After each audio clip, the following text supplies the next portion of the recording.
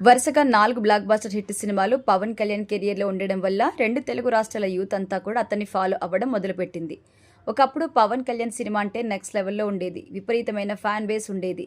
రాజకీయాల్లో బిజీగా ఉండడం వల్ల పవన్ కళ్యాణ్ సినిమాలపైన దృష్టి పెట్టడం తగ్గించేశారు. దీనివల్ల ఫ్యాన్స్ చాలా నిరాశపడ్డారు. పవన్ కళ్యాణ్ నటించిన హరిహర వీరమల్లు సినిమా జూలై 24న ప్రేక్షకుల ముందుకొచ్చింది. 23వ తేదీన చాలా ప్రాంతాల్లో ప్రీమియర్ షోస్ వేశారు. ఈ సినిమాకి మిక్స్డ్ టాక్ వచ్చింది. ముఖ్యంగా ఈ సినిమా విషయంలో కంప్లైంట్ ఏదైనా ఉందా అంటే అది వీఎఫ్ఎక్స్ బాలేదు అని కొంతమంది కామెంట్ చేశారు. చిత్ర యూనిట్ దృష్టికి అది చేరి దానిని తొలగించారు. ఈ సినిమాకి సంబంధించి అప్డేట్ వర్షన్ చిత్ర యూనిట్ ప్రజెంట్ చేసింది. అయితే ఈ అప్డేట్ వర్షన్ చాలా మంది చూడడానికి ఇష్టపడుతున్నారు.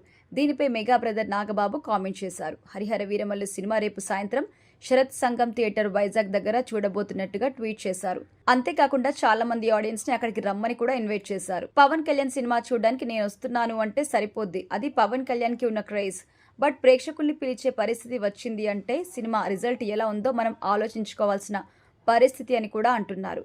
అయితే ప్రస్తుతం పవన్ కళ్యాణ్ చేస్తున్న 2 సినిమాలు కూడా విపరీతమైన అంచనాల మధ్య ఉన్నాయి.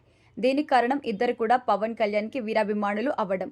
సుజిత్ దర్శకత్వంలో వస్తున్న ఓజీ సినిమా బాక్సాఫీస్ వద్ద మంచి సక్సెస్ సాధిస్తుందని చాలా మంది విపరీతమైన నమ్మకం వ్యక్తం చేస్తున్నారు. ఇక హరిశంకర్ గురించి ప్రత్యేకంగా చెప్పనక్కర్లేదు.